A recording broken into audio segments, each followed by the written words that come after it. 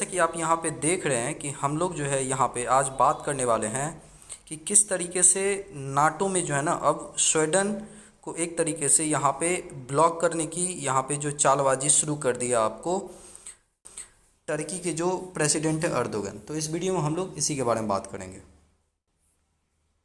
तो देखिए, सबसे पहले जानने की कोशिश करते हैं कि एक्चुअली स्वीडन मैप में कहाँ है। तो आप देख सकते हैं हमारे जो लेफ्ट तरफ है आपको वो स्वीडन कम्प्लीटली रेड बाउंड्री में मिलेगा आपको, और राइट तरफ में टर्की का आपको यहाँ पे मैप मिलेगा। तो आप देखोगे तो ये बिल्कुल ही आपको जो अफ्रीकन कंटिनेंट है उसके नॉर्थ में पूरा यूरोप के ईस्टर्न साइड में स्वीडन है। और जो आपका स्ट्रेटेजिक यहाँ पे बेसिकली आप बोल सकते हैं स्वीडन की जो स्ट्रेटेजिक लोकेशन है, आप देखिए, मैं आपको थोड़ा जूम आउट करता हूँ। आप देखिए, ये यूरोप में आप देख रहे होंगे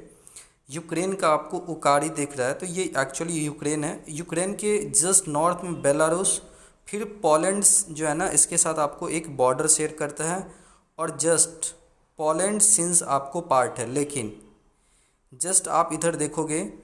तो डेनिस और फिर उसके ऊपर में स्वीडन। तो सिंस आपको पता होगा कि जो आपका ये तीनों बाल्टिक नेशन है, लताविया, लिथुएनिया, ये सब जो है आपको यहाँ भी रशियन बाउंड्री सेट करता है। तो डर सता रहा है, अब डर सता रहा है कि स्वीडन को कि कहीं ऐसा ना हो, क्योंकि मैं आपको आगे बताऊंगा ये इशू जो है ना स्वीडन ही नहीं, नेदरलैंड बिल्कुल यहाँ पे आपको नाटो की जो एक तरीके से मेंबर है, स्पेशली टर्की जो कहीं ना कहीं जो सेंट्रल यूरोप है वहाँ पे बहुत इंपॉर्टेंट रोल निभाता है। तो उन्होंने बोल दिया कि हम जो है स्वीडन को यहाँ पे अलो नहीं करेंगे as a member of NATO. अब आप बोलोगे कि सर नाटो, बार बार आप बोल रहे हैं नाटो है क्या। तो देखिए, आपको पता होगा कि जब से यहाँ पे रसिया और यूक्रेन का क्राइसिस हुआ है तब से नाटो बहुत फेमस है, और नाटो में अभी लगभग 30 कंट्री है, और इसे नॉर्थ अटलांटिक ट्रीटी ऑर्गेनाइजेशन बोलते हैं। और मैं आपको बता दूं कि ये एक पॉलिटिकल और मिलिट्री अलायंस है। देखिए, पॉलिटिकल इन द सेंस कि आपको कोऑपरेशन आपस में करता है कि पार्टिकुलर ये जो 30 मेंबर की टेरिटरी बनती है यूरोप, वहाँ पे सिक्योरिटी प्रोवाइड किया जाए। और मिलिट्री अलायंस का मार्फत ये है यहाँ पे कि इसमें एक बहुत इंपॉर्टेंट आर्टिकल्स है, आर्टिकल 5 ऑफ वाशिंगटन ट्रीटी, जो जिसके बेसिस पे आपको नाटो फॉर्म किया गया था। जब भी आप किसी मिलिट्री अटैक करोगे नाटो के मेंबर को, तो ऑटोमेटिकली आर्टिकल 5 जो है ना एक्टिवेट हो जाता है, चाहे यूएन उसको सपोर्ट कर रहा है या नहीं कर रहा है। अगर नाटो ने अपने आप को एक तरीके से डिस्कशन कर लिया कि भाई हम अटैक करने वाले हैं क्योंकि आपने हमारे मेंबर पे अटैक किया, तो आर्टिकल 5 के तहत, जो मैं आपको यहाँ पे जूम करके थोड़ा दिखाने वाला हूँ, ये जो आप देख रहे हैं आर्टिकल 5 जो है आपको यहाँ पे, यही ऑटोमेटिकली क्या हो जाती है, तो एक्टिवेट हो जाती है। तो अब आप बोलोगे कि सर ऐसा क्यों हो रहा है। तो देखिए, हुआ क्या कि जिस तरीके से यहाँ पे स्वीडन और नेदरलैंड में बारी बारी से यहाँ पे कुरान, जो कि मुस्लिम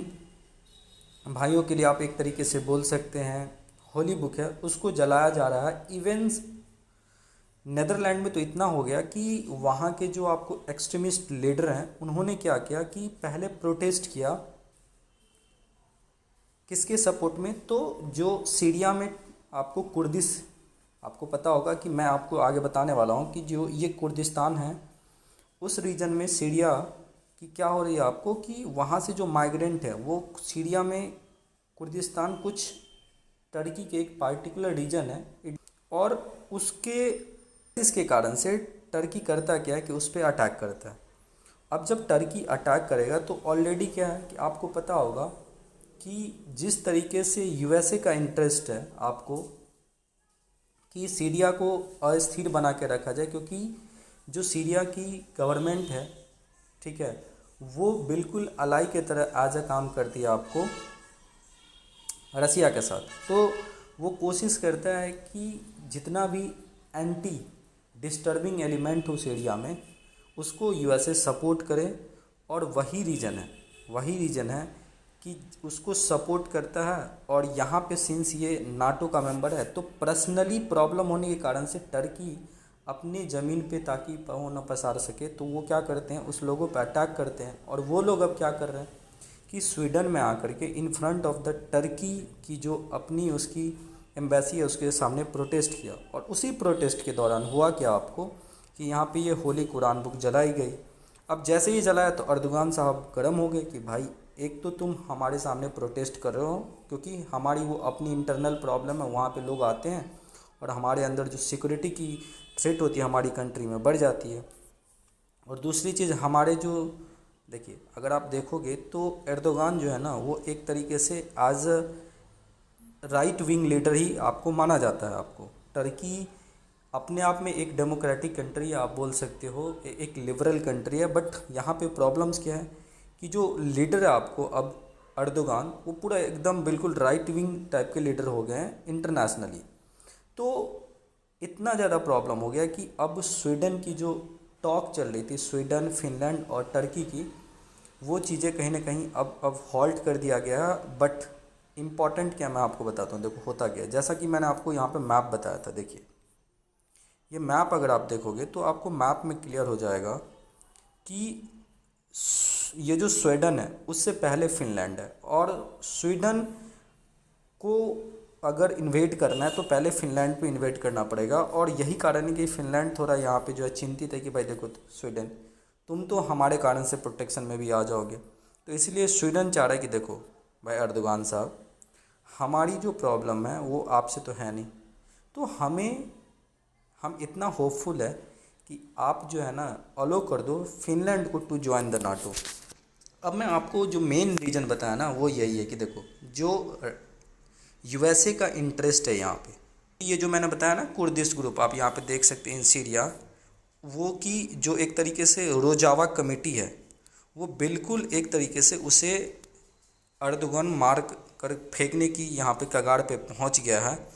तो इसी कारण से यहाँ पे एंटी टर्की प्रोटेस्ट आपको कहाँ पे हो रहा था, तो स्वीडन में हो रहा था। और उसी दौरान डच वाले भी आ गए और इन सब को देख करके ये बेचारे उन्होंने बोला कि हम जो है आपको अब बिल्कुल स्वीडन को अलो नहीं करेंगे, और जो नाटो की उसकी ख्वाहिश है अब वो पूरी नहीं होने वाली है। मैं जो पार्टिकुलर अटैक की बात करता हूँ टर्की में एक रीजन है बैटमैन करके, वहाँ पे एनटीपीके के ऑपरेशन चलाती है, और जिससे जो है ना जो कुर्दिश सपोर्टर लोग हैं एक तरीके से कुर्द्स लोग हैं। देखिए कुर्द्स जो है ना एक एथनिसिटी नहीं है, एक पार्टिकुलर बोल सकते हैं कि 2-3 कंट्री वहाँ पे जो है उसके रीजन्स जो है ना मिल करके आपको वहाँ पे कुर्दिस्तान बनाया गया, और यही कारण है जिसको वहाँ पे अटैक कर रहा है। और जो टर्की की मेन प्रॉब्लम है वो स्वीडन नहीं है, यहाँ पे है यूनाइटेड स्टेट, क्योंकि यूनाइटेड स्टेट आपको उस सीरिया में जो है ना डिस्टर्बमेंट चाहता है, और पुतिन सेंस चाहता है कि जो वहाँ की गवर्नमेंट है डेमोक्रेटिकली एज आप बोल सकते हैं, हालांकि वो तो ऑथोरिटेरियन ही है, वो चाहता है कि भाई इस कुर्दिस्तान रीजन की बात ख़त्म कर दिया जाए क्योंकि सीरिया एज ए कंट्री है। तो यहाँ पे इंटरेस्ट जो है ना मेन यूएसए और रसिया की है यहाँ पे, और इसीलिए उम्मीद किया जा रहा है कि